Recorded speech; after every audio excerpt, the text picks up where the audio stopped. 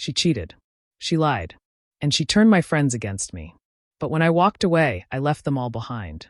I watched their lives unravel, piece by piece, and in the end, I realized I had gained everything. I never imagined I'd be the one to experience betrayal. I had always been the guy who believed in people, who trusted easily, who thought that honesty and loyalty meant something. But sometimes trust is a weapon, and you never see the blade coming until it's already buried deep. For 2 years, Amanda and I built a life together. Vacations, late-night talks, quiet mornings over coffee. Things that made our relationship feel solid, real. But then, little by little, things began to change. At first, it was subtle. A shift in tone, a distance I couldn't quite place. And then, all at once, it was unmistakable. Her late nights at work stretched into weekends. Her phone, once casually left on the table, became an extension of her hand, always locked, always guarded. She started taking long drives alone, going on walks with no explanation. And when I asked, she would just smile, offer an excuse, and make me feel like I was overthinking. I wanted to trust her. I did trust her, but deep down something felt wrong. One evening, I came home earlier than planned. I had decided to surprise her with dinner, something thoughtful, something to remind her of us. But as I stepped into the kitchen, I noticed her phone buzzing on the counter, screen lighting up with a message that made my stomach drop. "Kyle, hey babe, I can't wait to see you tonight." That was all I needed to see. The rest of the message was cut off, but the truth had already been revealed. I stood there, my heart pounding, my hands shaking. I wanted to confront her immediately, to demand answers, to yell, to break something, but I didn't. I knew that reacting in anger would only give her an excuse to twist the situation in her favor. So I waited. When she came home hours later, I was calm. Too calm. She walked in, took one look at me, and froze. She knew. I didn't bother with small talk. I didn't ease into it. I just asked, "Who's Kyle?" Her hesitation was brief, followed by a tired sigh, as if she had been waiting for this moment. "He's just a guy from work," she said, shrugging. "We've been hanging out, that's all." The lie was so thin, I could see right through it. "Amanda," I said, my voice steady. "I know what's been going on. I saw the messages.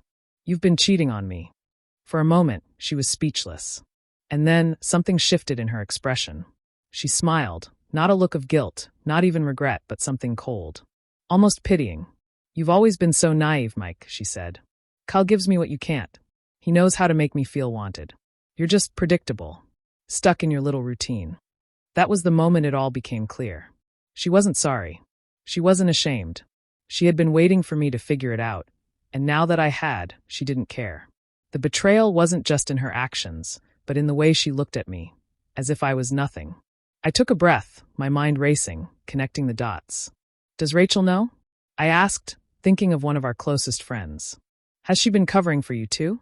Amanda laughed. "Of course Rachel knows. They all do.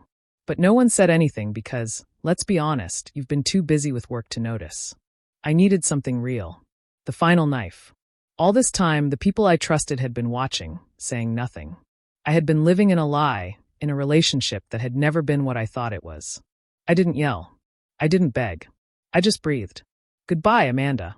I turned, grabbed my bag, and walked out, leaving behind the life I had built with someone I thought I could trust. It's been 2 months since that night. I moved into a small apartment, far enough from the city to find peace. I cut off Amanda. I cut off Rachel. I cut off anyone who had chosen to betray me. But it didn't end there. A few weeks after the breakup, my boss called me into his office. Amanda had filed a complaint against me, claiming I was hostile and unprofessional. I later found out Kyle was already friends with the higher-ups, and they had been planting stories about me for weeks, painting me as the jealous, controlling ex. It was their last attempt to break me. But I didn't react. I let the rumors spread. I kept my head down, focused on what I could control, and watched as the lies began to unravel. People started to see through them. One by one, colleagues came to me, offering quiet support. Turns out, Amanda had a history. I wasn't the only person she had manipulated. Slowly, her influence crumbled. Her friends turned away. Her reputation shattered. Even Kyle wasn't enough. She had traded stability for excitement, but excitement fades. Their relationship began to crack under the weight of what they had built on lies. And then, one night, Rachel finally confronted her. Amanda tried to spin the story, make herself the victim. But Rachel wasn't buying it anymore. By the time the dust settled, Amanda had nothing. No friends. No allies. No one left to believe her. The last time I saw her, she was standing outside a cafe, talking to a couple of mutual friends, still trying to rewrite the past, still pretending like she wasn't the architect of her own downfall. I didn't stop. I just walked past her with a smile. Because I had won. Losing everything didn't feel like a loss at all. If anything, it showed me how little I actually had to begin with. Betrayal only holds power over you for as long as you let it. In the end, the truth comes out. And when it does, the people who wronged you are left standing in the wreckage of their own making. I never needed revenge. Watching Amanda's world collapse, knowing she had done it to herself, was more satisfying than anything I could have ever planned. And me? I found peace. And that's worth more than anything.